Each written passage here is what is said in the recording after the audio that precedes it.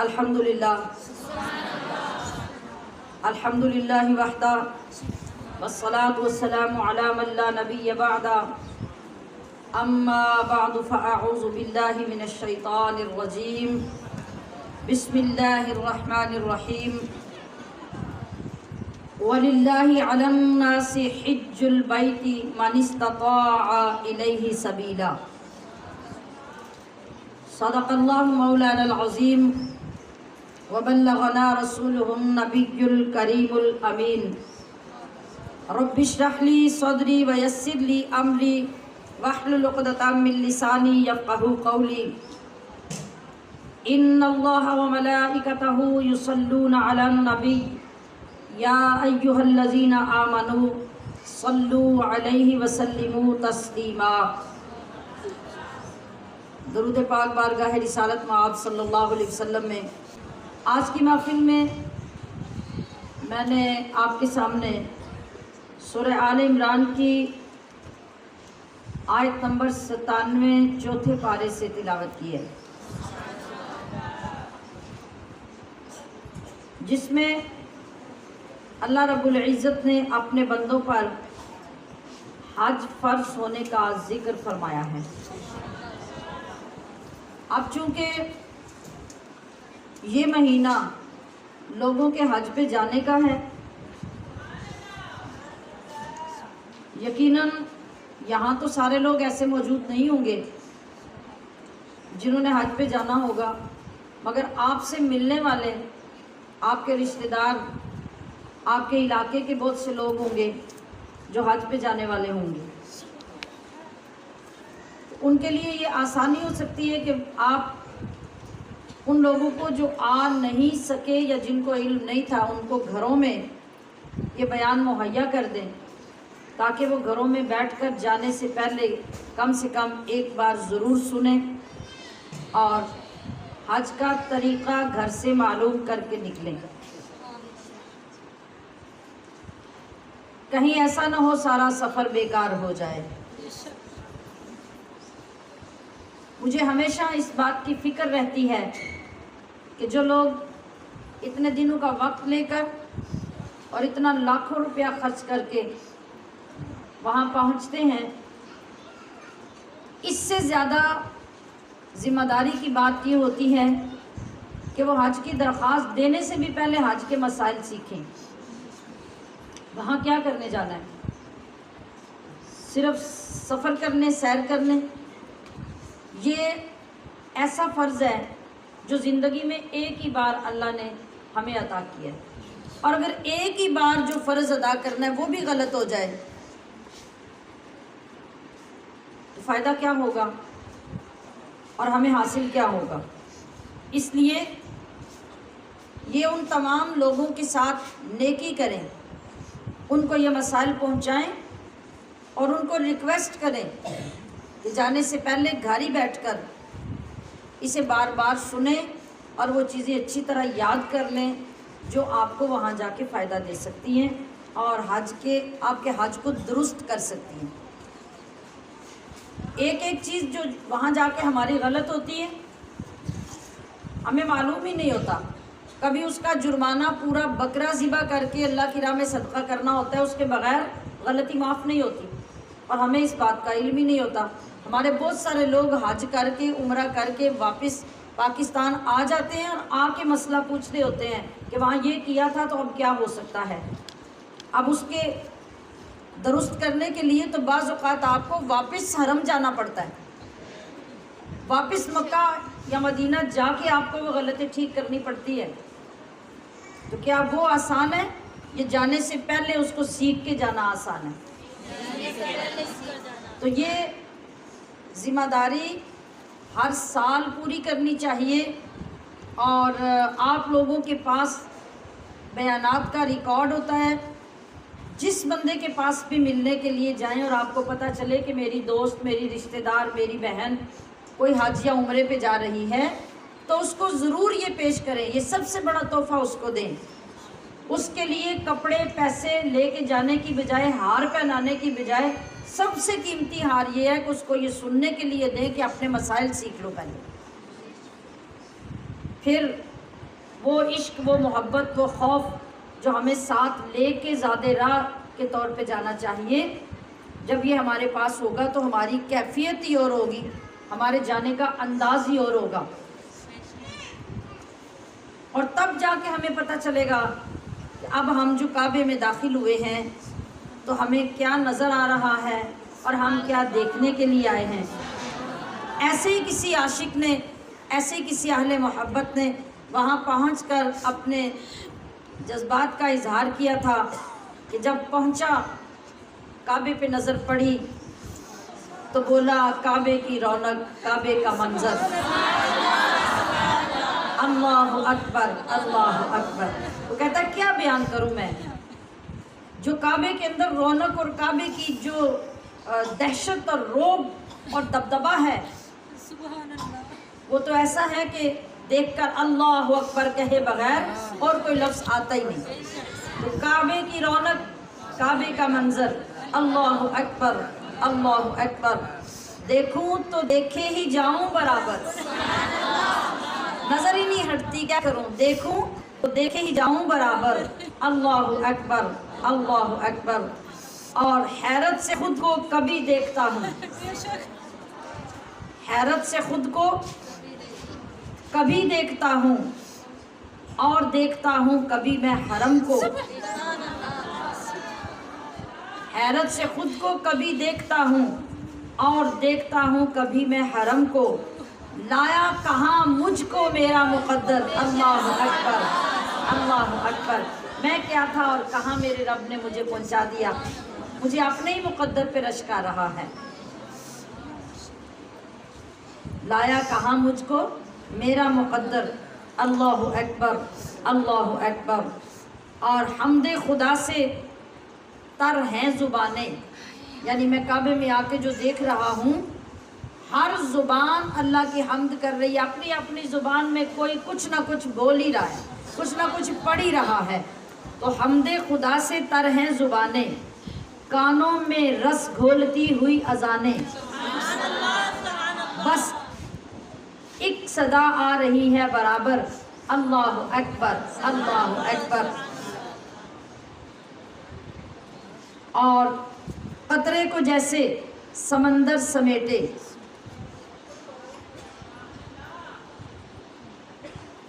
قطرے کو جیسے سمندر سمیٹے، مجھ کو یہ سب اپنے اندر سمیٹے، جیسے سمیٹے آغوش مادر، اللہ اکبر اللہ اکبر۔ کعبے کی رونق، کعبے کا منظر، اللہ اکبر اللہ اکبر۔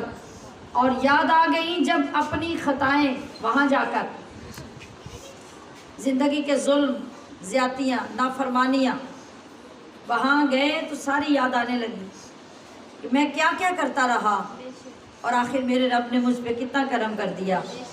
تو کہا کہ یاد آ گئی جب اپنی خطائیں، اشکوں میں ڈھلنے لگی التجائیں، رو رو کے لفظ نکلنے لگے، پھر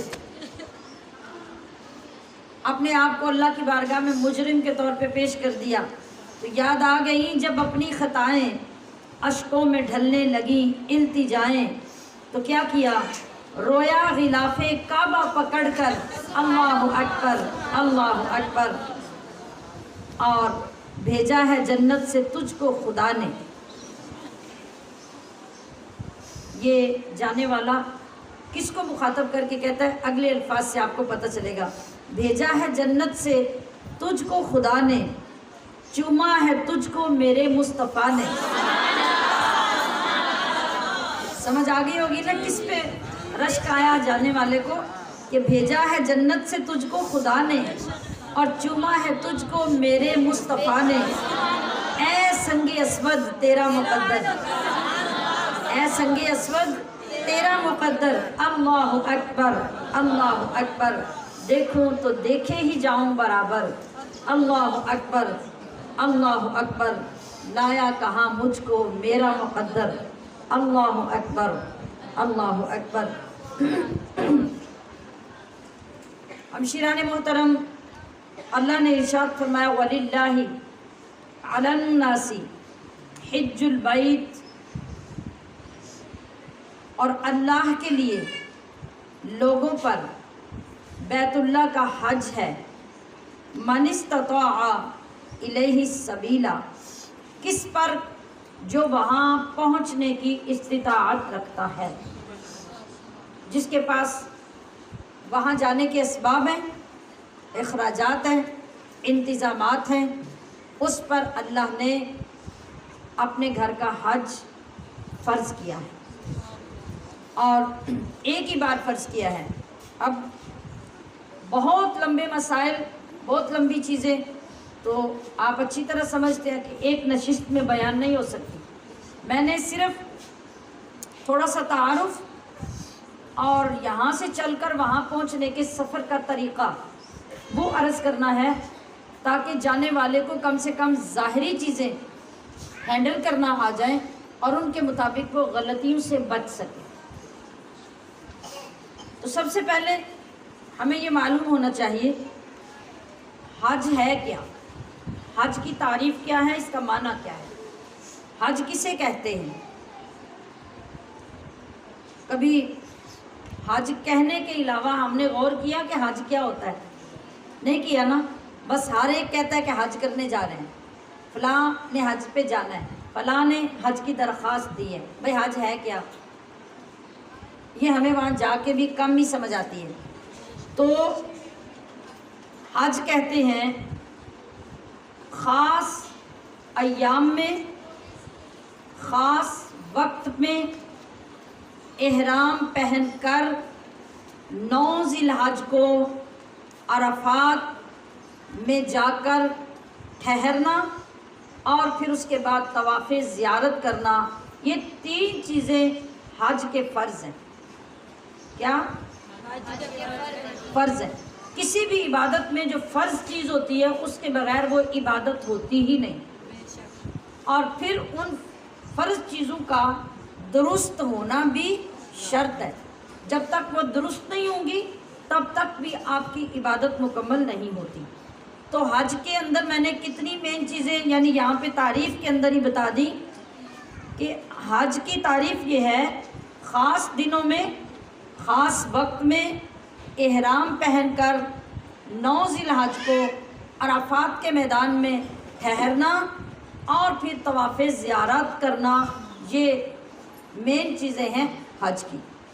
باقی چیزوں کی حیثیت الگ الگ ہے، وہ میں ابھی آگے عرض کرتی ہوں۔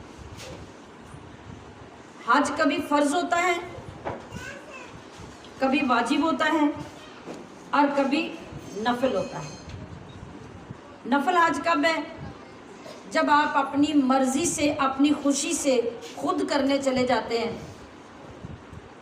شرعی طور پہ آپ کے اوپر فرض نہیں ہے۔ مثال کے طور پہ آپ مکہ میں رہتے ہیں، مدینہ میں رہتے ہیں، آپ کو وہاں سے پرمیشن مل گئی حج کرنے کی، لیکن مال و دولت کے لحاظ سے آپ کا سٹیٹس یہ نہیں ہے کہ آپ پہ اللہ حج فرض کرے، یہ نفل حج ہے۔ واجب حج کیا ہے؟ یا تو پہلے آپ نے حج کیا تھا تو اس میں ایسی غلطیاں تھیں کہ دوبارہ حج کرنا آپ پہ لازم تھا، یہ بھی واجب ہوگا۔ اور اگر آپ نے منت مانی تھی کہ میرا فلاں کام، میری فلاں منت، میری فلاں مشکل ختم ہو جائے، پوری ہو جائے، تو میں اس کے شکرانے میں حج کروں گی، اگر آپ نے یہ منت مانی تو اب یہ حج کرنا بھی آپ پہ واجب ہے۔ فرض حج کیا ہے؟ جب آپ کے پاس گھر سے لے کر مکہ جانے، وہاں رہنے، واپس آنے، وہاں کے اخراجات کرنے، آنے جانے کے کرائے کے اخراجات پورے کرنے، اور اگر آپ خاندان کے سرپرست ہیں تو پیچھے جو لوگ بندے آپ کے گھر میں ہیں ان کے آپ کے گھر واپس آنے تک جتنے اخراجات ہیں وہ سارے ان کو دے کے جانے کی گنجائش آپ کے پاس موجود ہے۔ اور اگر آپ عورت ہیں تو اپنے محرم کے حج کے بھی سارے اخراجات آپ کے پاس موجود ہیں۔ جب یہ ساری چیزیں آپ کے پاس ہیں تو آپ پہ حج فرض ہو۔ سمجھ آ گئی؟ آپ پہ حج فرض ہو گیا۔ یہ 3 قسمیں ہو گئیں، یعنی حج کی حیثیت کیا ہے اور اس کا حکم کیا ہے۔ اب جو لوگ حج کرنے کے لیے جاتے ہیں، حج ہوتا کتنی قسم کا ہے؟ ایک ہوتا ہے حج افراد، خالی حج کرنا، یہ جس کی تعریف میں نے بتائی، احرام باندھو، 9 ذی الحج کو عرفات میں چلے جاؤ، وہاں سے رات مزدلفہ گزارو، وہ مکمل کرنے کے بعد آگے آخر پہ جا کے طواف زیارت کرو، یہ حج افراد مکمل ہو گیا۔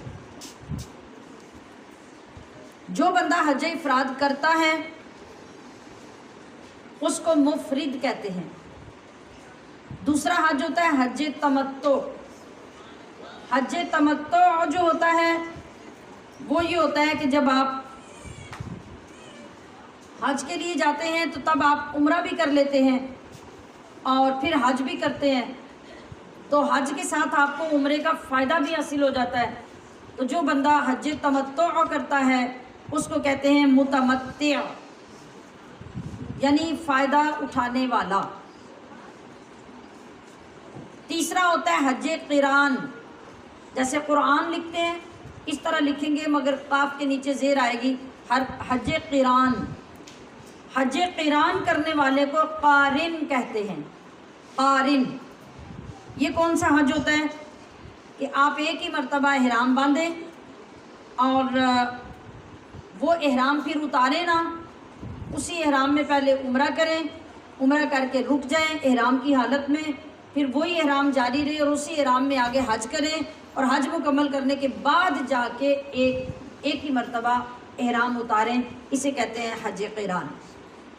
حج تمتع میں آپ جائیں گے، عمرہ کریں گے، عمرے کی قید سے، احرام کی قید سے آزاد ہو جائیں گے، پھر اس کے بعد جب اگلے دنوں میں حج کے دن آئیں گے دوبارہ احرام پہنیں گے اسی سفر میں اور پھر حج کریں گے اور اس کے بعد فارغ ہوں گے، یہ حج تمتع ہے۔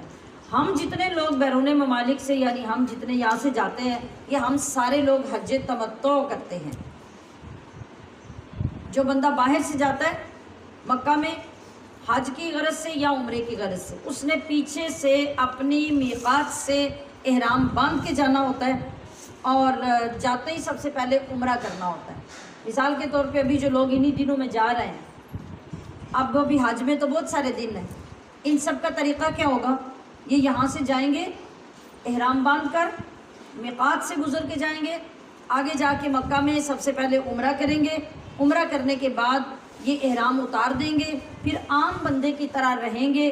جب آگے جا کے 8 ذی الحج کو مینا میں ان کو لے جایا جائے گا تو وہاں یہ احرام باندھ کے جائیں گے اور پھر 5 دن جو حج کے ہیں ان میں وہ حج کے سارے ارکان پورے کریں گے اور پھر حج سے فارغ ہو جائیں گے۔ ہمارا جو باہر سے جانے والے جتنے لوگ ہوتے ہیں ان کا طریقہ یہ ہوتا ہے، اس کو کہتے ہیں حج تمتع۔ تو ہم کون سا حج کرتے ہیں؟ حج تمتع۔ حج قران کی فضیلت سب سے زیادہ ہے، لیکن وہ انتہائی مشکل ہے، اور اتنی مشکل کو بندہ جب اختیار کرتا ہے تو اس میں بہت سارے گناہ بھی اس سے ہو جاتے ہیں، لہٰذا زیادہ کے چکر میں ثواب تو کتنا ملے گا، گناہ ہمارے زیادہ ہو جاتے ہیں۔ اس لیے بہترین طریقہ یہی ہے کہ ہم سب حج تمتع کریں، اور کرتے بھی یہی ہیں۔ حج افراد صرف وہاں کے لوگوں کے لیے ہوتا ہے جو اینڈ ٹائم پہ آئے، احرام باندھا، حج کیا اور واپس چلے گئے، بس بات ختم ہو گئی، یہ حج افراد ہو گیا۔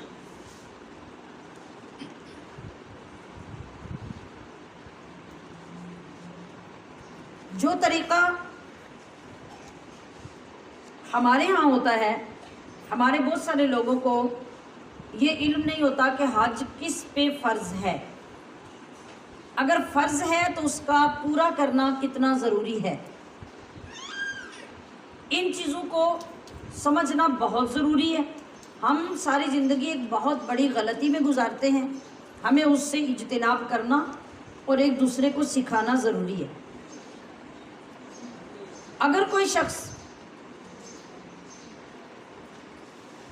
حج فرض ہونے کے باوجود حج نہیں کرتا اور اسی طرح مر جاتا ہے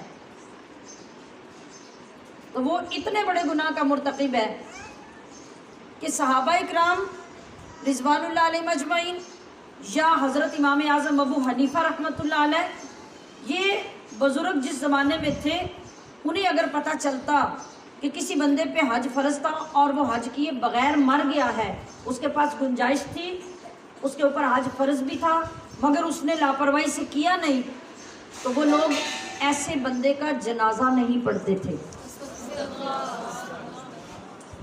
آج ذرا غور فرمائیے کہ ہم دین سے کتنے جاہل ہیں، ہم دین سے کتنے دور ہیں۔ ہمارے بینک بھرے ہوتے ہیں پیسوں سے، ہمارے پاس بے تحاشا زمینیں ہوتی ہیں، ہمارے پاس بے تحاشا زیور ہوتے ہیں، مگر ہم کیوں حج نہیں کر رہے؟ بیٹے کی شادی کر لیں، بیٹے کی شادی کر لیں، فرض ادا کر لیں۔ حالانکہ بے عقلی اور بے وقوفی کی انتہا یہ ہے کہ شادی کرنا کسی کی یا بچی کی یا بچے کی وہ فرض تو ہے ہی نہیں، اور حج تو آپ پہ فرض ہے۔ آپ نے اس کو کہا کہ میں فرض ادا کر لوں، اور جسے اللہ نے آپ پہ فرض کیا اس کو آپ نے پیچھے ڈال دیا۔ عام حالات میں شادی کرنا سنت ہے، اور شادی کرنے سے تو آپ کو کوئی منع نہیں کر رہا۔ اگر آپ کے پاس رشتہ موجود ہے، آپ کے پاس اسباب موجود ہیں، تو آپ فوراً شادی کرتے کیوں نہیں؟ آپ شادی اس وجہ سے نہیں کر رہے کہ میری بیٹی کا ابھی جہیز نہیں بنا، تو جہیز کی لعنت تو پورے اسلام میں ہے ہی نہیں۔ اللہ اور اس کے رسول نے کسی بیٹی کو شادی کے لیے جہیز دینے کی کوئی حیثیت اسلام کے اندر بیان نہیں فرمائی، اور نہ ہی کوئی ہے۔ شادی کا مطلب ہے کہ ایک جوان لڑکی اور ایک جوان لڑکے کا نکاح کر کے ان کا گھر بسا دیا جائے، اور جو ان کی ضرورت ہے وہ ان کو دے دیا جائے، بس یہ نکاح ہو گیا، یہ شادی ہو گئی، اس کے بعد ماں باپ فارغ ہیں۔ اب آپ جو 4 سال بیٹیوں کے جہیز بنانے میں حج ضائع کر رہے ہیں، یہ کس شریعت کے مطابق کر رہے ہیں؟ اس کا تو شریعت میں کوئی جواز ہی نہیں، اور نہ ہی اللہ اور اس کے رسول کا یہ حکم ہے۔ بیٹی کی شادی کرنے کے بعد اس کی زندگی کا جو آغاز ہو رہا ہے، ان ضروریات کو پرووائڈ کرنا یہ اس لڑکے کا کام ہے جس کے ساتھ شادی ہو رہی ہے، یا اس لڑکے کے والدین کا کام ہے جو اپنی بہو بنا کے کسی کی بیٹی کو گھر لے جا رہے ہیں۔ یہ ساری ذمہ داری ان کی ہے۔ ماں باپ کی ذمہ داری زیادہ سے زیادہ اتنی ہے، اگر وہ صاحب استطاعت ہیں، امیر کبیر ہیں، وہ اپنی بیٹی کو تحفہ دینا چاہتے ہیں تو تحفے میں جو چاہیں وہ دے دیں، اور اس کے لیے یہ بھی ضروری نہیں کہ وہ ڈولی کے ساتھ بھیجیں، وہ شادی کے بعد بھی دے سکتے ہیں، جب چاہیں دے سکتے ہیں۔ مگر جہیز کے نام پر کوئی چیز دینا یا کوئی چیز لینا، یہ دونوں لعنت ہیں۔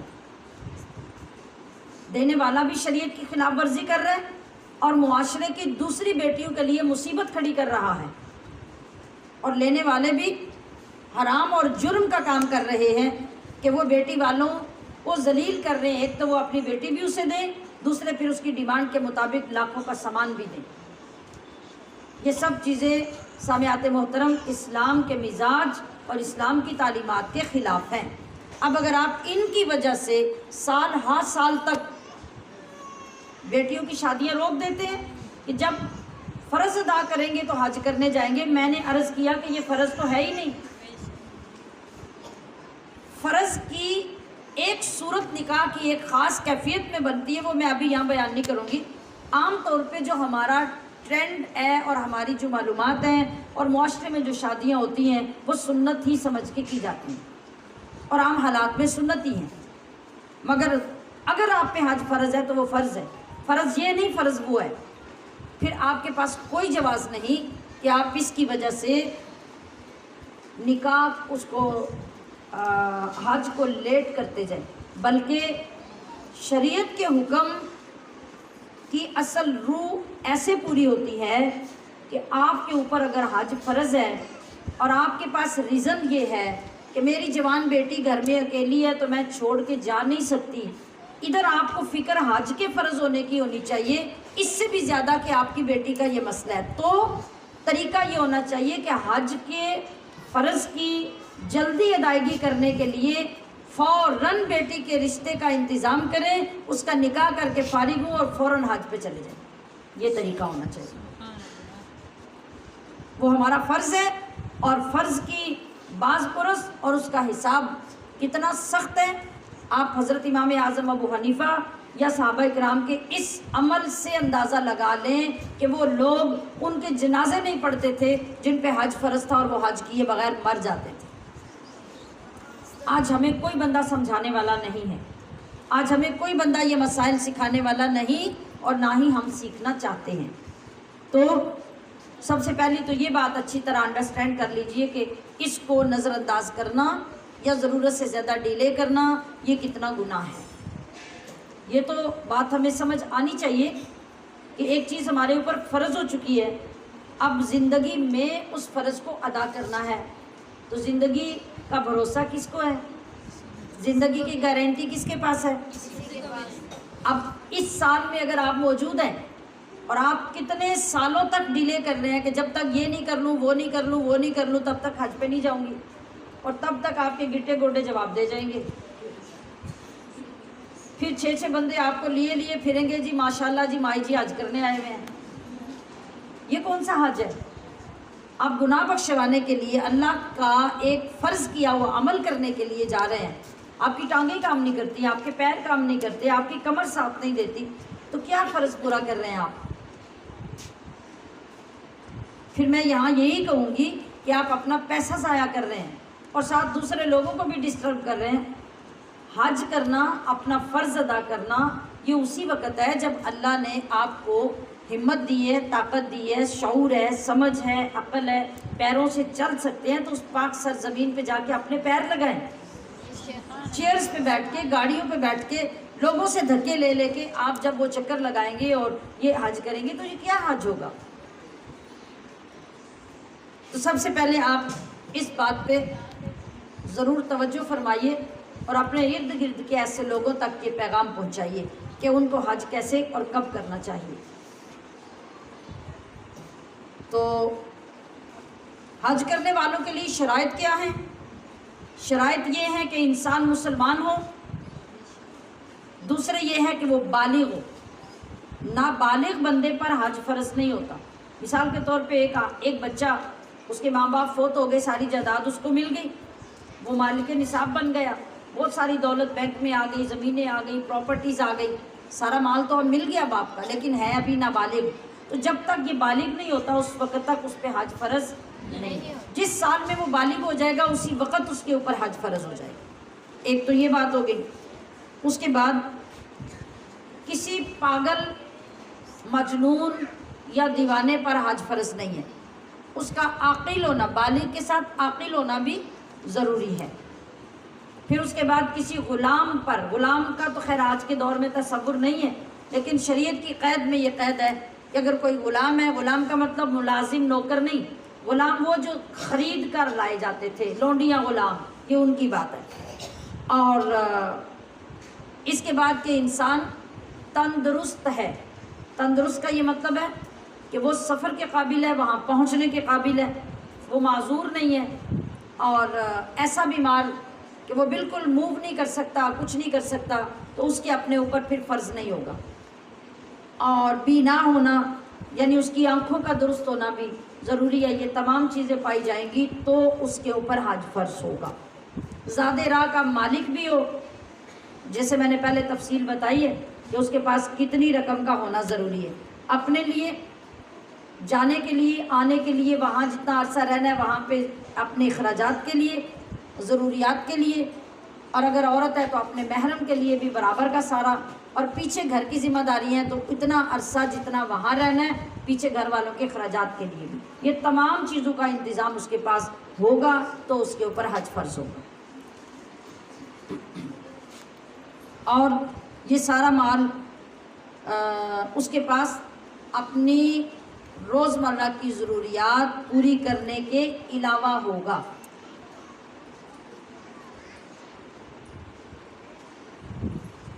اب رہی بات کہ ایک حج کا فرض ہونا ہے، دوسرا حج کا ادا کرنا، تو میں یہ کہہ رہی ہوں کہ فرض تو ان ساری چیزوں کی موجودگی میں ہو گیا، اب یہ فرض ادا کیسے ہوگا؟ جب آپ حج کرنے کے لیے چلے جائیں۔ یہ دو الگ الگ چیزیں ہیں، ان دونوں کو سمجھنا بہت ضروری ہے۔ اب ہمیں یہاں یہ دیکھنا ہے کہ حج کے اندر ہم جتنے کام کرتے ہیں کیا ان سب کی حیثیت برابر ہے؟ مثال کے طور پہ کچھ غلطیاں ایسی ہوتی ہیں کہ اگر آپ مالک کی غلطی کرتے ہیں تو وہ کہتا ہے چلو کوئی بات نہیں. اس کا کیا مطلب ہے کہ چھوٹی سی غلطی ہے، خیر ہے، معافی مل گئی. ایک غلطی ایسی ہوتی ہے کہ آپ کو اس کا نقصان بھرنا پڑتا ہے. مالک کہتا ہے کہ ٹھیک ہے، جب اب تم نے جو کرنا تھا کر لیا، اب اس کا نقصان بھرو. اور کوئی غلطیاں ایسی ہوتی ہیں کہ نقصان بھرنے سے بھی پوری نہیں ہوتی، اس کا جرمانہ بہت بڑا ہو جاتا ہے. آپ کسی بندے کو مار دیں، نقصان بھر سکتے ہیں؟ تو پھر اس کا جرمانہ کتنا بڑا ہوگا. یا قصاص ہوگا، یعنی قصاص میں خود کو قتل کرواؤ، یا اس کی دیت ہوگی کہ جو حکومت مقرر کرے گی وہ کروڑوں میں ہو یا لاکھوں میں ہو، وہ دینی پڑے گی. تو مختلف غلطیاں ہوئی نا، ایک جیسی غلطی نہیں ہوتی. اسی طرح حج کے اندر بھی کام جو ہوں گے وہ مختلف ہوں گے. کچھ فرض ہوں گے، کچھ واجب ہوں گے، کچھ سنت ہوں گے، اور کچھ صرف مستحب ہوں گے. مستحب کا مطلب کیا ہوتا ہے؟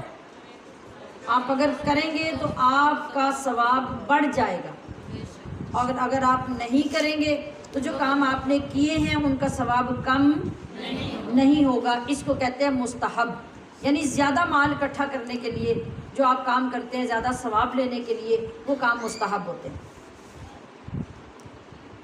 تو اب ان چیزوں کو جب ہم نے سمجھنا اور سیکھنا ہے تو ہم نے سب سے پہلے یہ دیکھنا ہے کہ حج میں جو ضروری چیزیں ہیں، حج کے 3 رکن ہیں جو میں نے اوپر ذکر کر دیے. کون کون سا؟ احرام باندھنا، عرفات میں جا کے ٹھہرنا، اور طواف زیارت کرنا. ان کو بعض علماء نے فرض بھی کہا ہے اور بعض نے صرف رکن کے نام سے کہا ہے. اور ان کو ڈیٹیل سے بیان کرتے ہوئے 6 چیزیں بیان کی ہیں. ایک احرام جو میں نے ابھی ذکر کر دیا، مقام عرفات میں ٹھہرنا، طواف زیارت کرنا، نیت کرنا، اور ترتیب کا خیال رکھنا، ہر چیز کو اپنی ترتیب سے کرنا. مثال کے طور پہ 9 کو آپ نے عرفات میں جا کے ٹھہرنا ہے، 8 کو مینا میں ٹھہرنا ہے، مزدلفہ میں 9 کی رات کو ٹھہرنا ہے آگے جا کے. تو یہ نہیں کہ مزدلفہ میں آپ پہلے جا کے ٹھہر لیں اور مینا میں آپ بعد میں جا کے ٹھہریں. تو اس طرح نہیں، ہر چیز کی ترتیب اور ہر دن میں اس چیز کو جو مقرر کیا گیا ادا کرنا، اور ہر فرض کو اپنے وقت پر ادا کرنا. 10 کو اگر قربانی ہے تو وہ 9 کو نہیں کر سکتے، وہ 11 کو، یعنی آگے چل کے 14-15 کو نہیں کر سکتے. 12 کی شام تک، عصر تک آپ کے لیے اس کا ٹائم ہے، آپ نے اس کو اسی ٹائم پہ کرنا ہے. اس کے بعد آپ نے ان دنوں کا خیال رکھنا ہے جو حج کے دن ہیں. حج کے 5 دن ہیں، 8، 9، 10، 11، 12. کیا دہرایا میں نے؟ 8، 9، 10، 11، 12. جی، 8 ذی الحج کو ظہر کی نماز ہر حاجی نے مینا میں جا کے پڑھنی ہوتی ہے. فجر کعبہ میں حرم میں پڑھتے ہیں اور ظہر مینا میں. 9 ذی الحج کی فجر جو ہے وہ فجر وہاں پڑھ کے تو اس کے بعد عرفات کی طرف روانہ ہو جاتے ہیں. مینا میں فجر پڑھتے ہیں 9 کو، اور اس کے ساتھ ہی عرفات کی طرف چل پڑتے ہیں. 9 ذی الحج کو میدان عرفات میں جتنا بھی ٹائم گزارتا ہے، کوئی جس وقت بھی پہنچتا ہے صبح کے بعد، یہ حج کا رکن اعظم ہے. اگر یہ مس ہو جاتا ہے تو سارا کچھ برباد ہے. ایک لمحہ بھی اگر آپ کا عرفات میں آپ کو مل جاتا ہے نا، حتیٰ کہ علماء نے لکھا ہے کہ اگر کوئی پرندہ اڑتا ہوا عرفات کے اوپر سے گزر جائے نا تو اس کو بھی حج کے دن کا وقوف مل جاتا ہے، اس کو بھی وہ فضیلت مل جاتی ہے. یہ اتنا ضروری ہے عرفات میں ٹھہرنا. تو نارملی اس کا ٹائم کیا ہے؟ صبح فجر پڑھ کے مینا سے نکلیں، جس وقت بھی عرفات میں پہنچ جائیں وہاں پہنچیں، اور مغرب سے پہلے تک وہاں رکنا ہے. اور مغرب سے مغرب کی اذان کے وقت سورج غروب ہونے کے بعد وہاں سے نکلیں گے اور پھر مزدلفہ میں جائیں گے۔ مزدلفہ میں آپ نے کھلے آسمان کے نیچے رات گزارنی ہے، چاہے عبادت میں گزاریں چاہے سو کے گزاریں، رات کے کسی پہر بھی پہنچے، اگلی صبح ہونے سے پہلے پہلے آپ نے مزدلفہ میں لازمی پہنچنا ہے۔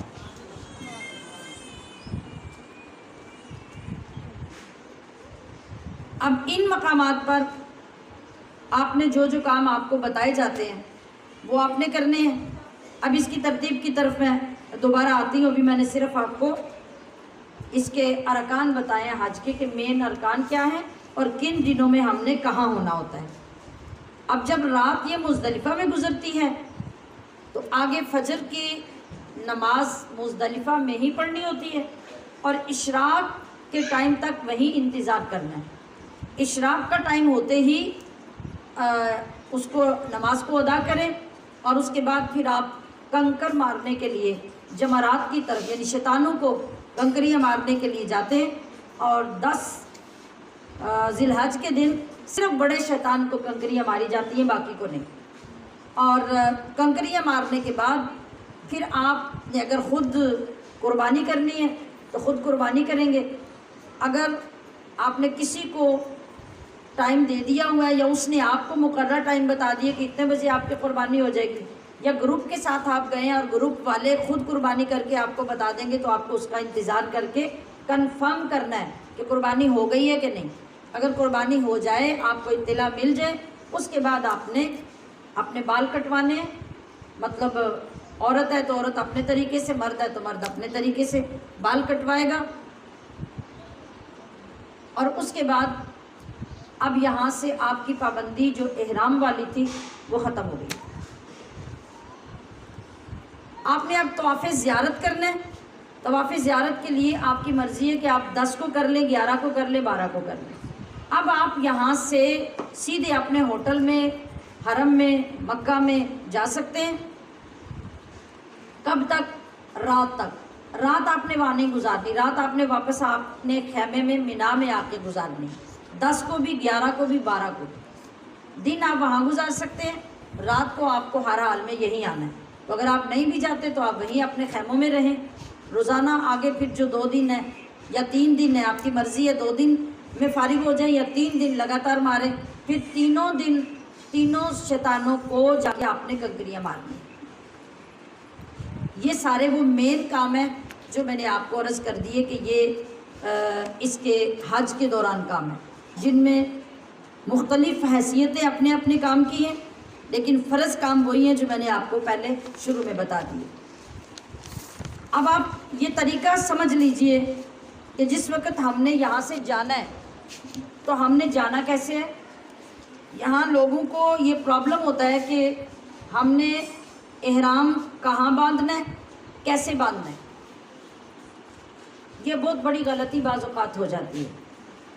جو میرا مین چیزیں سمجھانے کا مقصد ہے وہ یہ ہے، ابھی چند دن پہلے بھی کسی عزیزہ نے سوال کیا تھا کہ کچھ لوگ حج پہ جانا چاہ رہے ہیں، اور ان کا یہ سوال ہے کہ اگر ہم یہاں سے احرام باندھ کے نہ جائیں اور وہاں جا کر اپنے ہوٹل میں پہنچ کے ریسٹ کر کے 1-2 دن کے بعد سفر کی تھکاوٹ ختم ہو جائے اور پھر اس کے بعد ہم وہاں سے احرام باندھ کے مسجد عائشہ سے یا کسی اور مقام سے تو پھر ہم عمرہ کر لیں، کیونکہ ہم جا تو حج کے لیے رہے ہیں، تو کیا یہ ٹھیک ہے؟ تو یہ معلومات ہمیں حاصل کرنا بہت ضروری ہے کہ جس وقت بھی یاد رکھیے کہ کوئی بندہ مکہ سے باہر کسی شہر یا کسی ملک سے یا عمرے کی نیت سے یا حج کی نیت سے سفر کرتا ہے تو مکہ میں داخل ہوتے ہی مکہ کا احترام حرم کا یہ ہے کہ وہ سب سے پہلے جا کے عمرہ کرے گا۔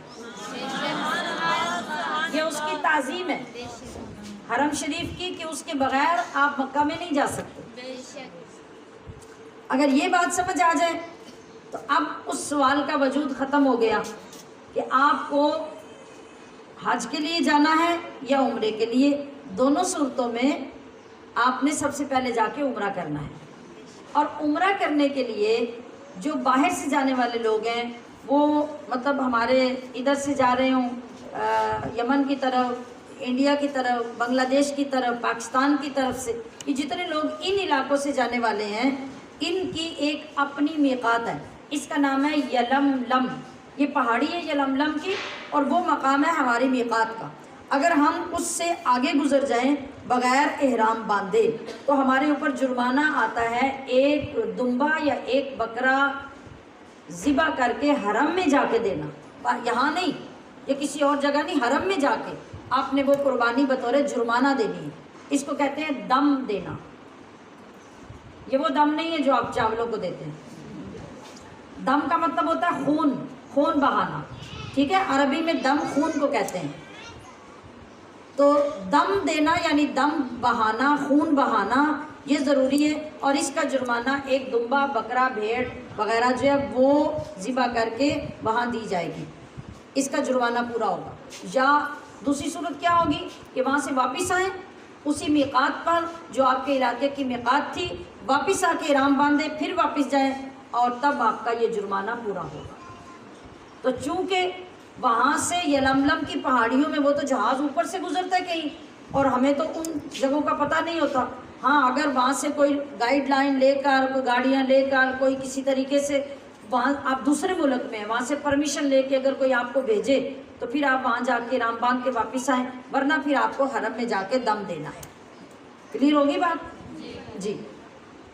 اب جس بندے نے, میں نے ابھی آپ کو پہلے بتایا کہ حج تمتع ہی ہم کرتے ہیں. حج تمتع یہی ہے کہ ہم اپنے مقام پہ احرام باندھ کے جاتے ہیں, جا کے عمرہ کرتے ہیں, احرام کھول دیتے ہیں, پھر عام بندے کی طرح رہتے ہیں. پھر جب 8 ذی الحج آتی ہے تو ہم حج کا احرام باندھ دیتے ہیں. اب جو لوگ یہاں سے جاتے ہیں ان کے احرام باندھنے کا طریقہ اور اس کا حکم کیا ہے. عام طور پہ آپ دیکھتے ہیں کہ جو حاجی جاتے ہیں نا گورنمنٹ کی طرف سے, تو جب گورنمنٹ اپنے اسٹیشن پہ حاجیوں کو بلاتی ہے تو وہاں پہ سارا گائیڈ کر کے, ان کا جو گائیڈ ساتھ ہوتا ہے وہ لوگوں کو بتا کے احرام بندھوا کے پھر لے کے جاتے ہیں. آپ اپنے گھر سے احرام باندھیں, آپ ایئرپورٹ پر احرام باندھیں, یا کسی جگہ پہ گروپ نے آپ کو اکٹھا کیا اور وہاں سے سیدھے ایئرپورٹ پہ لے کے گئے, وہاں سے جا کے احرام باندھے. ہر جگہ سے احرام باندھا جا سکتا ہے, اس میں کوئی قباحت نہیں ہے. آپ کو جہاں آسانی لگے آپ وہاں پہ احرام باندھ دو. لیکن جو سمجھنے والی بات ہے وہ یہ ہے کہ احرام باندھنے سے احرام کی پابندیاں ہمارے اوپر نہیں آتی. کیا بولا میں نے؟ تو کیسے آتی ہیں؟ ہاں, احرام جو ہے نا, احرام کے کپڑے, یہ احرام کی علامت ہے. جس طرح دلہن کا سوٹ دلہن کی علامت ہوتا ہے, تو دلہن بنتی کب ہے؟ جب نکاح پڑتی ہے. وہ صبح سے سوٹ پہن کے بیٹھی رہے تو وہ کسی کی بیوی تو نہیں نہ بنتی, وہ تبھی بنتی ہے جب نکاح پڑتی ہے. تو احرام کے کپڑے پہننے سے احرام کی پابندیاں لازم نہیں آتی جب تک اس کی نیت نہیں کی جاتی. تو اس کا بہترین طریقہ یہ ہوتا ہے کہ ہم جہاں بھی احرام باندھیں باندھ لیں, جدھر آپ کو سہولت ہے. آپ احرام باندھیں, ایئرپورٹ پہ جائیں, وہاں سارا اپنا پروسیس کروا کے,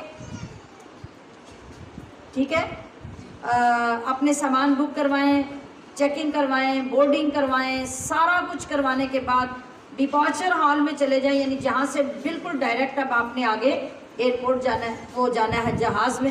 وہاں پر بھی آپ کو نیت کرنے کی ضرورت نہیں ہے. وہاں سے جا کے جہاز میں پہنچیں, اپنی سیٹ پہ جائیں, اپنی سیٹ پہ بیٹھ کے سامان سیٹ کریں, ریلیکس ہو جائیں. اب جہاز جب چل پڑے تو وہاں جا کے آپ نیت کریں. اس سے بھی زیادہ ایزی یہ ہے کہ جن لوگوں کو ٹائم کا پتہ ہوتا ہے نا کہ کتنے ٹائم میں جہاز نے جدہ پہنچنا ہے اور کتنے گھنٹے لگیں گے, تو دوسرے اس کو یہ فکر نہیں ہے کہ میں راستے میں سو جاؤں گا. تیسرے یہ کہ جب جہاز کے اندر اناؤنس کیا جائے گا تو اس کو سمجھنے میں مشکل نہیں ہوگی کہ جہاز والے کیا کہہ رہے ہیں. اگر اس کو سمجھ آ جائے کہ یہاں پہ میقات کا اعلان ہو گیا ہے کہ اب جہاز میقات سے گزرنے لگا ہے، تو یہ سارا سفر نیت نہ کرے، وہ اعلان سن کے وہاں نیت کر لے۔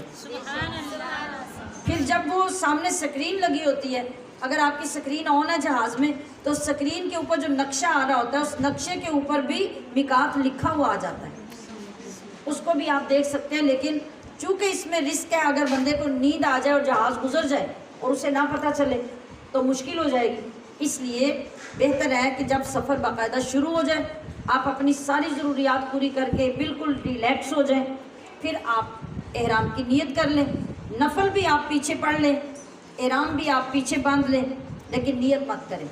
نیت ان جگہوں میں سے جو آپ کو مناسب لگے وہاں پہ آپ جا کے نیت کر لیں، تو جس وقت نیت ہوگی احرام کی پابندی تب شروع ہوگی۔ احرام کی پابندی کیا ہے؟ اب اس کے بعد آپ نے خوشبو نہیں لگانی، اب اس کے بعد آپ کے چہرے کے اوپر کپڑا نہیں آنا چاہیے، اس کے بعد آپ نے کوئی سلی ہوئی جیکٹ، کوئی کپڑا، اگر مرد ہے آپ تو پھر آپ نے نہیں استعمال کرنی، صرف وہ ان سلی چادریں ہی رکھیں گے، اور کوئی خوشبو والی چیز کھائیں گے نہیں، خوشبو اپنے کپڑوں پہ لگائیں گے نہیں، خوشبو کو سونگھیں گے نہیں، خوشبو والی جگہ پہ اپنا جسم ٹچ نہیں کریں گے، آپ نے ناخن نہیں کاٹیں گے، کوئی کیڑا مکوڑا نظر آ گیا تو اس کو ماریں گے نہیں، سوائے اس کے کوئی سانپ بچھو کاٹنے والا ہو، اس کے علاوہ کوئی جوں، کوئی چونٹی، کوئی چیز آپ اس کو ماریں گے نہیں۔ یہ پابندیاں زور سے خارج نہیں کریں گے کہ آپ کے بال ٹوٹ جائیں، یہ احرام کی پابندیاں تب شروع ہو جائیں گی، اس سے پہلے نہیں ہوں۔ اب ایک اور سچویشن، یہ سب کچھ اس وقت ہم کریں گے جس وقت ہمارا جہاز جدہ جا رہا ہے۔ سبحان اللہ، سبحان اللہ۔ تصور کریں کیا پتہ جدہ چل رہا ہے، ایسے لگ رہا ہے جیسے جا رہے ہیں۔ بندہ جب اتر جاتا ہے نا گفتگو کے اندر تو اسے یوں لگتا ہے کہ وہ ساتھ ساتھ سفر کر رہا ہے۔ اگر جدہ جانے کی بجائے آپ کا جہاز مدینہ منورہ جاتا ہے پھر کوئی بندہ احرام نہیں باندھے گا، پھر مدینہ جاتے ہوئے ہمارے راستے میں کوئی میقات نہیں ہے۔ میقات اور احرام کی ضرورت ہوتی ہے مکہ جانے کے لیے، کعبہ جانے کے لیے، مدینہ جانے کے لیے احرام کی ضرورت نہیں۔ اور جو ہمارا پاکستان سے جہاز کہیں سے بھی جائے، پشاور، سیالکوٹ، ملتان، لاہور، اسلام آباد، جہاں سے بھی جائے گا، مدینہ جاتے ہوئے ہمارے راستے میں میقات نہیں ہے، ہم نے سیدھا مدینے عام لباس میں جانا ہے، کسی نیت کے بغیر جانا ہے، اور وہاں جتنے دن ہم نے مدینہ منورہ رکنا ہے صرف زیارت کے لیے، مسجد نبوی شریف میں، روضہ پاک کی زیارت کے لیے، ریاض الجنہ میں، جہاں جہاں جانا ہے عام لباس، عام طریقے سے جانا ہے۔ ہاں، اب جب آپ نے مکہ جانا ہے تو مکہ سے جب آپ نکلتے ہیں مدینہ سے جب نکلتے ہیں مکہ جانے کے لیے تو وہاں پہ ابیار علی جگہ آتی ہے، ذوالحلیفہ بھی اس کو کہتے ہیں اور ابیار علی بھی کہتے ہیں۔ وہاں آلریڈی بسوں کا روٹ ہوتا ہے کہ مدینہ سے نکلتے انہوں نے سارے حاجیوں کو لے کے وہاں جانا ہے اور وہاں جا کے انہوں نے احرام باندھنا ہے۔ اب احرام باندھنے کا وقت آئے گا۔ اب ابیار علی سے جا کے جو آپ نے احرام باندھنا ہے نا وہ آپ کی میقات ہے، تو وہاں نیت ضروری ہے۔ اب یہاں مدینہ سے نکل کر ابیار علی جانے تک بھی آپ کی نیت کی ضرورت نہیں ہے۔ احرام باندھ دیں گھر سے تو بھی فرق نہیں پڑتا، نہ باندھیں تو بھی فرق نہیں پڑتا، جیسے پاکستان سے تھا۔ البتہ وہاں جا کے آپ 2 نفل پڑھنا چاہتے ہیں آپ کی مرضی ہے، اپنے ہوٹل سے پڑھ کے جانا چاہتے ہیں آپ کی مرضی ہے، آپ وہاں جا کے اترنا چاہتے ہیں مسجد میں جاتے ہیں آپ کی مرضی ہے، گھر سے آپ نے وضو کر لیا اب اترنے کی ضرورت نہیں تو گاڑی میں بیٹھے بیٹھے بھی آپ نیت کر سکتے ہیں۔ یہ ساری سہولتیں آپ کے پاس موجود ہیں۔ وہاں پر بھی آپ یہی کریں گے کہ اگر ابیار علی میں اندر مسجد میں آپ نے جانا ہے، وضو کرنا ہے، نفل پڑھنے ہیں، سارا کچھ کر لیں، کوئی چیز کھانی پینی ہے وہ سب کر لیں، پہلے سے خوشبو لگا رکھی ہے تو کوئی پرابلم نہیں ہے۔ لیکن اب جب گاڑی چل پڑے گی آگے مکہ شریف کی طرف تو گاڑی میں بیٹھ کر یہاں بھی اپنا سامان وغیرہ رکھ کے ریلیکس ہو کے اب آپ نیت کریں۔ کس بات کی؟ عمرے کی۔ اب آپ عمرے کی نیت کریں گے کہ یا اللہ یہ میں نے اپنی تیاری عمرے کے لیے کر لی ہے اور تو میرے اس سفر کو اور میرے عمرے کو میرے لیے آسان بھی فرما اور مجھ سے قبول بھی فرما۔ اب جدھر سے بھی آپ جائیں، جدہ سے جائیں یا مدینہ سے آئیں، سبحان اللہ۔ اب آپ نے احرام کی حالت میں جب آنا ہے تو بعض لوگ یہ سمجھتے ہیں کہ احرام باندھ لیا تو اب وضو کا بھی پرابلم ہے اور رکنے کا بھی پرابلم ہے۔ بہت سے لوگوں کا یہ خیال ہوتا ہے کہ اب ہمیں جیسے تیسے ہے فوراً عمرے کے لیے مکہ اس میں حرم میں پہنچنا چاہیے۔ یہ بات غلط ہے۔ دیکھیے جس وقت آپ سارے دن رات کا سفر کر کے مکہ پہنچتے ہیں، آپ کو بھوک بھی لگی ہوگی، آپ کو تازہ وضو کی بھی ضرورت ہوگی، سامان کی ٹینشن بھی آپ کو ہوگی، سفر کی تھکاوٹ بھی ہوگی۔ تو احرام میں آپ کو یہ ساری اجازتیں ہیں کہ آپ اپنے ہوٹل میں پہنچیں، سامان رکھیں، آرام سے فریش ہوئیں، کھانا کھائیں، وضو کرنا ہے تو وضو کریں، غسل کرنا ہے تو غسل کریں۔ ہاں پابندی یہ ہے کہ اس غسل میں آپ کے بال نہیں ٹوٹنے چاہیے۔ اگر فرض کریں کہ راستے والا آپ کا جو احرام تھا وہ گندا ہو گیا یا اس کے اوپر کوئی چیز گر گئی، آپ اس کو تبدیل بھی کر سکتے ہیں۔ بعض لوگ یہ سمجھتے ہیں کہ اب احرام کو تو ہم نے چھیڑنا بھی نہیں، آپ اسے تبدیل بھی کر سکتے ہیں، احرام کے بدلے دوسرا احرام بھی باندھ سکتے ہیں۔ بس پابندیاں وہی ہیں جو میں نے عرض کر دی ہیں کہ ان کے اندر غلطی نہیں ہونی چاہیے۔ پھر اپنے آپ کو ریلیکس کریں تاکہ آپ ادب کا خیال جا کے رکھ سکیں اور اطمینان سے کعبے میں جا کے عبادت کر سکیں۔ آپ نے چکر لگانے ہیں، صفا مروہ کرنا ہے، بہت مشقت کا کام ہے، تو آپ تھکے ہوئے تنگ پڑے ہوئے سفر سے آپ چلے جائیں گے سیدھے کعبے میں، آپ کو کیا لذت آئے گی، کیا روحانیت ملے گی اور کس سکون کے ساتھ آپ سارا عمرہ کر سکیں گے؟ آپ نہیں کر سکیں گے۔ اس لیے ان آداب کا خیال رکھیں، وہاں جانے میں جلدی مت کریں۔ آپ اگر دیکھ رہے ہیں کہ ابھی نماز کا وقت ہے، وہاں رش ہوگا، ہمیں کوئی اندر نہیں جانے دے گا، آپ اپنے ہوٹل میں جا کے نماز پڑھیں۔ آپ وہاں کے لیے ریلیکس ٹائم کا انتظار کریں جس میں آپ سیدھے جا کے عمرہ کر سکیں اور آپ کو کوئی پریشانی نہ ہو۔ عمرے میں آپ نے کیا کرنا ہے؟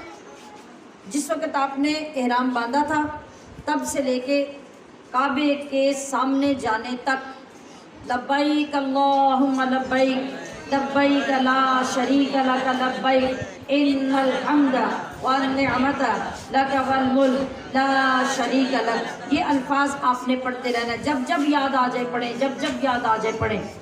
جتنا زیادہ پڑھیں گے اتنا زیادہ فائدہ ہے، اور پڑھتے ہوئے اگر سارا ترجمہ نہ آتا ہو تو اتنا ترجمہ ضرور ذہن میں رکھیں کہ یا اللہ تیرا مجرم تیرے پاس آ رہا ہے، یا اللہ تیرا مجرم تیرے دربار میں حاضر ہو رہا ہے، تو مجھے معاف کر دے۔ بس اتنا ترجمہ بھی ذہن میں رکھ لیں گے تو بڑا فائدہ ہوگا۔ مرد آواز کے ساتھ، عورتیں بغیر آواز کی، ہلکی آواز میں یہ جاری رکھیں گے۔ جو ہی کعبے کے اوپر جا کے نظر پڑ جائے، پہلی نظر پڑتے ہی لبیک اللہم لبیک کو روک دیں گے، اب اس کے بعد یہ نہیں پڑھیں گے۔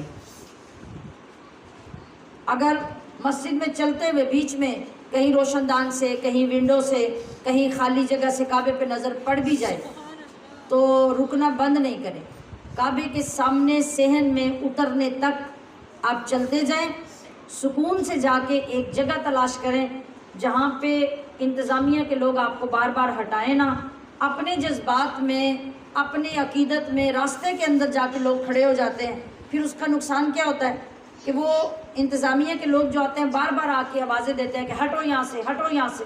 اب آپ کا تسلسل اور آپ کی روحانیت وہاں بار بار ڈسٹرب ہوتی ہے، تو پہلے سے ہی آپ کو عقل مندی کا مظاہرہ کرنا چاہیے کہ راستوں کو چھوڑ کر ایک سائڈ پہ اس جگہ پہ کھڑے ہوں جہاں ایک ٹائم تک آپ پوری توجہ اور انہماک سے کعبے کی زیارت کرتے رہیں، اور پھر وہاں کھڑے ہو کے آپ اپنے رب کی بارگاہ میں اپنی دعائیں پیش کریں۔ اس کو کہتے ہیں پہلی نظر اور پہلی دعا۔ یہ کرنے کے بعد آپ اوپر اپنے چاروں طرف دیکھیں کہ گرین لائٹ، سبز لائٹ کہاں ہے۔ اگر رش میں آپ کو پتہ نہیں چلے گا، لیکن سبز لائٹ کو ڈھونڈیں وہ کدھر ہے۔ مطلب جیسے اس اس جگہ پہ سبز لائٹ ہے نا اور وہ کعبہ ہے ادھر، تو پھر کیا کریں گے؟ اس کی سیدھ میں آگے بڑھتے جائیں گے، یہ طریقہ ہوگا۔ یہ نہیں کہ سبز لائٹ کے نیچے جا کے کھڑے ہو جانا۔ سبز لائٹ کا یہ مطلب ہے کہ وہ سمت ہے، یہ سبز لائٹ ہے تو اس کی سیدھ میں آگے جائیں، اور وہ کعبہ ہے تو وہاں کعبے کے پاس چلے جائیں، اور اس کے کونے میں اس کی سیدھ میں ہی حجر اسود لگا ہوا ہے، وہ آپ کی جگہ ہے طواف شروع کرنے کی۔ اب آپ کا عمرہ شروع ہونے لگا ہے، اور سب سے پہلے آپ نے کیا کرنا ہے؟ آپ نے حجر اسود کی سیدھ میں جانا ہے۔ اب یہاں بھی ہمارے لوگوں کا جو مطمع نظر ہوتا ہے، لوگ قتل ہو جاتے ہیں تو ہو جائیں، ہم نے حجر اسود کا بوسہ ضرور لینا ہے۔ یہ بالکل غلط بات ہے۔ ہم اپنے نبی کی اداؤں کو فالو کیوں نہیں کرتے؟ ہم ان چیزوں کو سمجھتے کیوں نہیں ہیں؟ دیکھیں، جو حضور نبی کریم صلی اللہ علیہ وسلم کا زمانہ تھا، اس میں تو گنے چنے لوگ چکر لگاتے تھے، آرام سے بوسہ دینا آسان تھا، اور پھر کائنات کے والی جہاں موجود ہوں، وہاں تو آسمانوں کے فرشتے بھی اترے ہوں گے تو حضور کے لیے جگہ چھوڑ دیں گے، چھوڑ دیں گے نا۔ تو آپ نے اس موقع پر بھی نہ تو یہ کہا کہ میرے لیے جگہ خالی کر دو، نہ آپ ہر مرتبہ آگے بڑھے اور جا کے لازماً بوسہ لیا۔ ہاں، بوسہ لے کے اس کو سنت ضرور بنایا، مگر اونٹنی پر چلتے ہوئے آپ نے طواف کیا۔ تو جس وقت حجر اسود کے سامنے آتے تو یہ یوں چل رہے ہیں نا، یہ ہمارا سینہ ایسے ہے، اس طرح ہم نے چکر ایسے لگانا ہے۔ کعبہ ہمارے اس طرف اگر آتا ہے تو ہم کیا کرتے ہیں، یا اس طرف آتا ہے تو ہم کیا کرتے ہیں، ہم ایسے کرتے ہیں۔ سینہ ہمارا یوں نہیں ہونا چاہیے، ہمارا سینہ یوں ہی رہے گا، ہاتھ ہمارے یوں بلند ہوں گے، اور ہم کہیں گے بسم اللہ اللہ اکبر، الصلاۃ والسلام علیک یا سیدی یا رسول اللہ، اور یوں بوسہ دیں گے۔ اس کو کہتے ہیں استلام۔ کیا کہتے ہیں؟ استلام۔ تو پھر ہم بڑھ جائیں گے، جب ہم آغاز کرنے لگیں گے تو بھی یوں کریں گے، اور یوں کر کے ہم اس طریقے سے ہم کعبے کا طواف شروع کریں گے کہ ایسے ہمارے یہ جو ہماری یہ کون سی سائڈ ہے، یہ بائیں سائڈ ہے، اور بائیں سائڈ میں ہم چلیں گے تو کعبہ ہمارا بائیں سائڈ پہ رہے گا، اور اس طرف ہم یوں کریں گے، سینہ ہمارا سیدھا رہے گا، اور ایسے ہم دیکھ کر یوں استلام کریں گے۔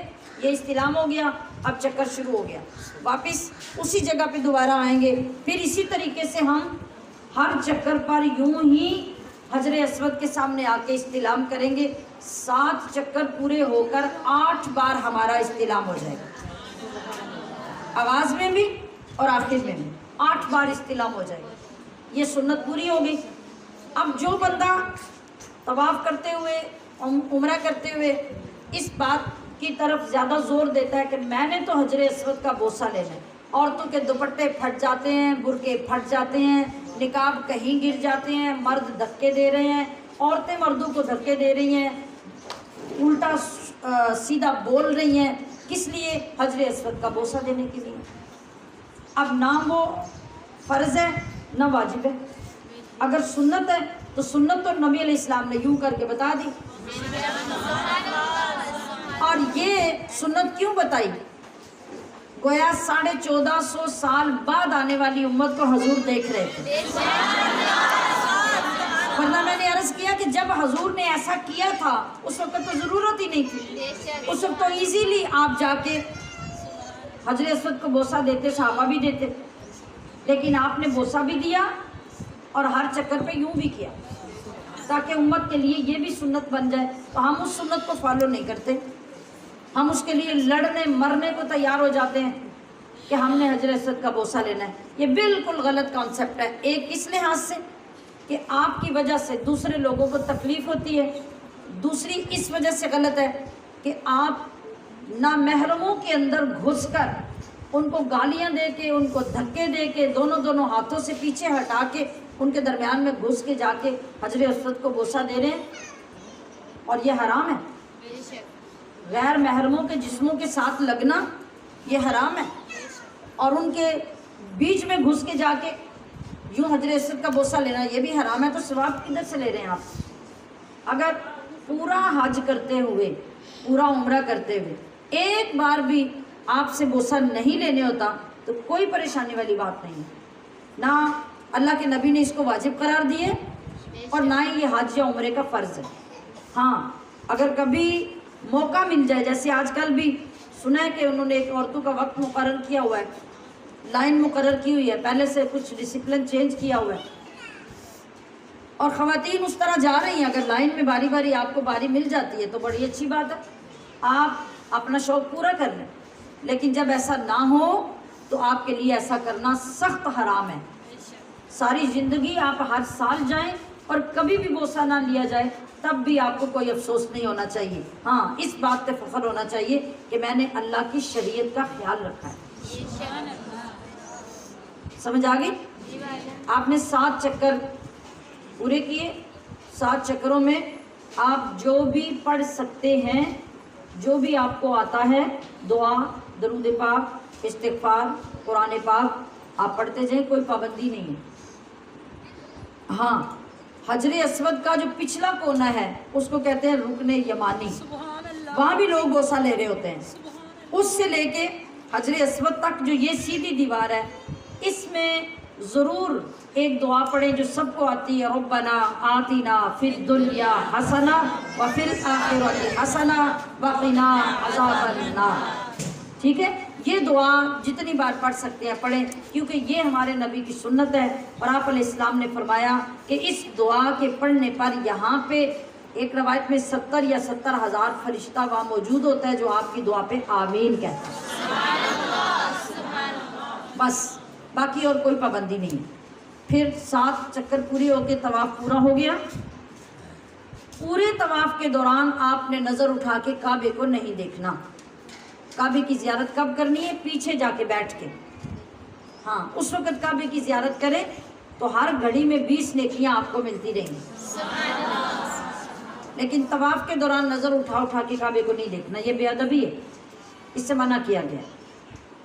اس کے بعد اب آپ نے 2 واجب، طواف کے واجب جو 2 نفل ہیں وہ پڑھنے ہیں آپ نے، اور ان کے لیے کہا گیا کہ مقام ابراہیم کے پاس پڑھو۔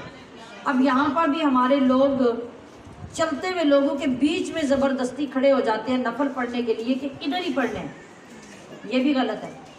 مردوں کے اندر پڑھنے ہیں، یہ بھی غلط ہے۔